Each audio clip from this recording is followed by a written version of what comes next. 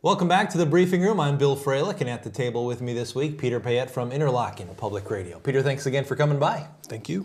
Hey, I wanted to talk with you a little bit about the structure and the format of Interlochen Public Radio, and maybe we can take a few minutes to explain to the viewers just how IPR works, and explain to people who aren't familiar with the inner workings that Diane Rehm does not have a cot in the cabins there at Interlochen.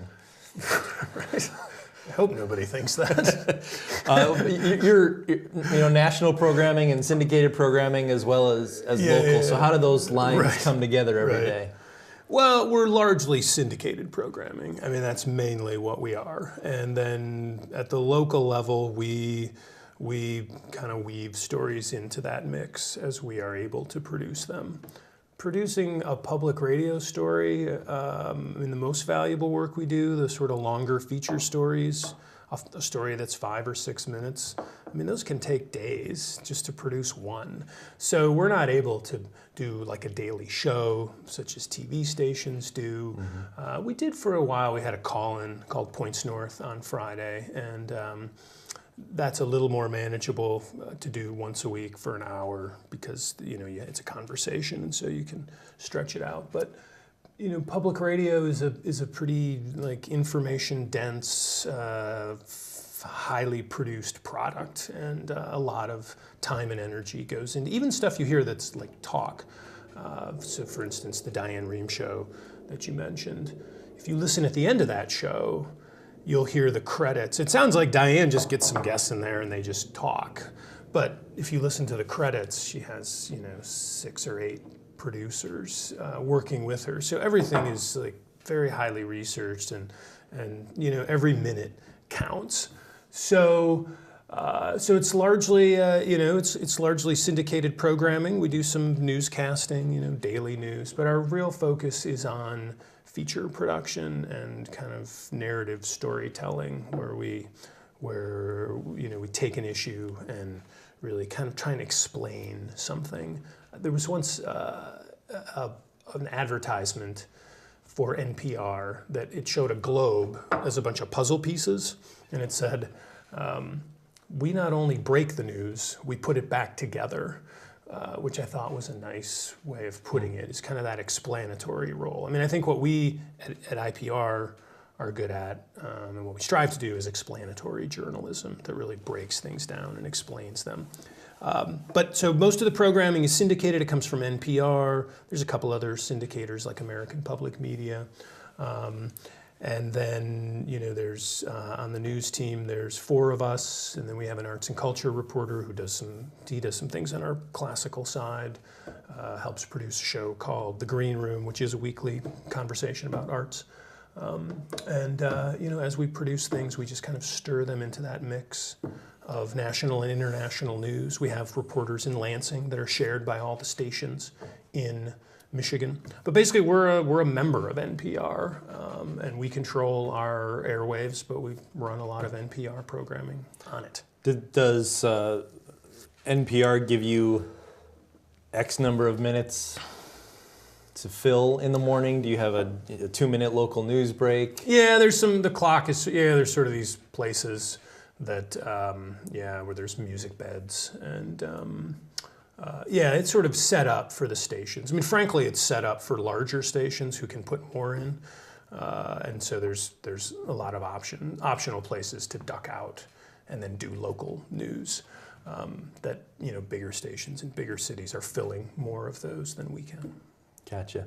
What about you mentioned the classical end of that too? How are those two connected? Well, they're separate services. They do a little news. They take some newscasts over on the classical side, but that is really a pretty traditional classical music service that plays almost entirely classical music. There's some jazz and some other things here and there on it.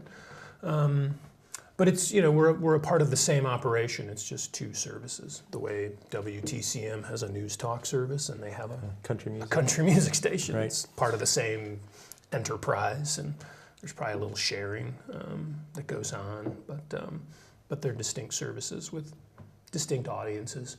A lot of our listeners listen to both. What about the the average day in the newsroom there at IPR? You said there's four of you there. Is somebody Right. always doing the news every morning? Is somebody always working on those rotating stories? How does that? Yeah, I mean, you need hosts, right? So David Castleman's on the air every morning, and so when you have a feature, there's someone to put it in, Introduce it. someone to newscast. So he's there in the morning, and then Aaron Selbig generally is our host in the afternoon, and then there's some other production work. I mean, to keep a radio station going. It takes a lot more, Sure. than you'd think, or than even I would think. So it's not even as though we have a team of 4 people who are doing news all the time. I mean, really, if you add it up, it ends up being, I think if you weren't going to do any news, if you were just going to run a news service that all it did was stream syndicated programming like from NPR and just keep it running and do weather and just some local, sort of information. You need 2 people to do that. Right. so it's really, the total capacity for reporting is a couple people, which is good though for a small, I mean, this is a rural area. People don't, even though we tend to have amenities that are better than our population, most places with our population would have. So I'm not complaining. But so we got to run the station, and on a daily basis, I mean, mainly what we're asking ourselves is, how can we sort of what's some news for today? And we're always looking for some news for today, but we don't put a lot of stock in running out and covering things that everybody else is covering. But we do, we try and keep track of like city stuff. We've been doing some coverage of county government, but we try and keep a little flow of daily news. So that's always a question. What news can we do today? But then what are our projects that we're working on where we can really do some valuable reporting that nobody else is going to do? Right. That's the question we're often asking ourselves. And then sort of, we try and identify areas where we're really going to focus, like the first congressional right now. That's a constant question. How can we lead? Because that's when we really see an opportunity to.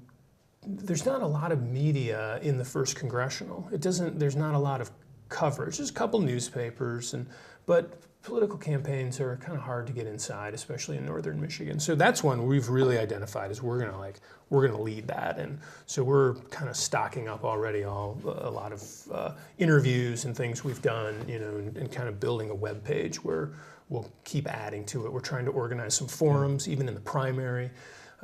Because that could be the most competitive race in the country, and a lot of money is going to get spent on TV ads and so forth, and so we think there should be some good news coverage of it, and we're going to do what we can to try and kind of fill that.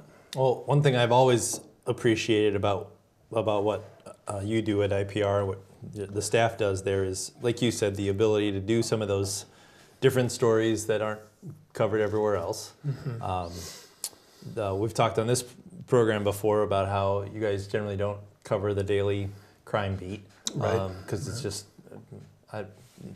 fill in the words for me, but lack of appeal for your broader audience is part of it too, I think. Right. Although we've been, the one thing we've been getting more into crime with the sex trafficking issue, and we just did a piece, and we're working on some more on how. The men, frankly, in these incidents are treated, the so-called Johns, because if you kind of look at coverage and law enforcement, it's almost always the prostitutes who get arrested and charged, and the men involved, what are in law enforcement referred to as the Johns. There's very little effort, or historically there has been very little effort to go after them, which is interesting because. You say, well, here's a crime that was committed, right? Mm. We picked up one of the people involved in the crime. So now we have a witness as to who the other person was. Why? And so we started asking that question. So we did a really nice piece that I would recommend about that issue, and we're going to do more. But so we've been getting into crime more and realizing we're a little in the dark on how some of these things work, and like the crime, the daily cop meeting that I was people gonna go say to. the You know, we breaking and enterings and the that kind gas of stuff. station robberies. We and, just can't. You know, we just we have to make a choice, right? Like we could spend all our time doing that, but we feel there are other news services on top of that, and that's not really our role. So yeah. And then the other element I like, which you alluded to a few minutes ago, was the longer form pieces, 4, 5, and 6 minutes, and you don't find that anywhere else in broadcast. no, it's really become a scarce commodity, and even on on NPR. I mean, I will file for NPR from time to time, and even there, it's like 3:45 is the limit. I mean, everyone's attention spans are getting shorter, and at least that's what we think. And a lot of stations are kind of going with NPR. Keep it short. I mean, if you listen to a show like Marketplace, I mean, there's a lot of 2.5-minute stories on Marketplace. We're kind of going the other way at Interlochen with our local reporting. Almost all the stories now come in at 5 or 6 minutes, and we're kind of letting tape go. And the experts would tell us that we're going the wrong way. That we shouldn't. People are going to get bored. I don't know. I don't know why exactly we're bucking that, but we want to tell the stories more fully. We don't want to have to cut everything tight and not let anyone say something for more than 13 seconds. Well, so we're kind of navigating that, I mean, ultimately, people give us money to do what we do, right? That's mainly how we're funded, and so if we can justify ourselves and say, this is what we do, this is why it's different, this is why we think it's valuable, then and people support it. Then I mean, we have to be able to make that case, and hopefully it'll continue to work as it has. Yeah. It's a new century for media. I, for one, appreciate anything longer than 3:45, so keep up the good work. Thank you. Keep up the good work. Thanks. Peter Payette from Interlochen Public Radio has been our guest this morning. Thanks for stopping by. Thanks, Bill. I'm Bill Froehlich, and thank you for tuning in. We'll see you next week right here on The Briefing Room.